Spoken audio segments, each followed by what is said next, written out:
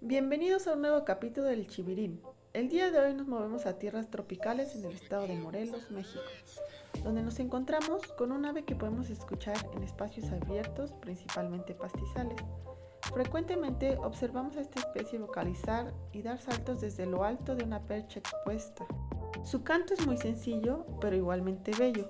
En su espectrograma podemos notar dos figuras diferentes, tres iniciales que son como un pulso, seguidas de una nota descendente de mayor duración. Conozcamos y disfrutemos de nuestras aves mexicanas. Con ustedes, el semillero brincador.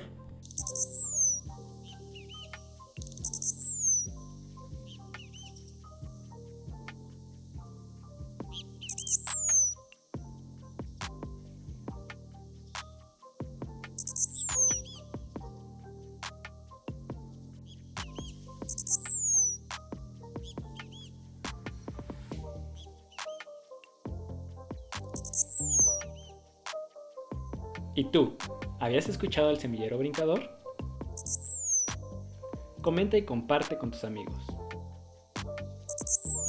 ¿Pudiste escuchar alguna otra ave? Síguenos en nuestras redes sociales y espera más contenido. Sigamos disfrutando y conociendo los cantos de nuestras aves mexicanas. Hasta luego.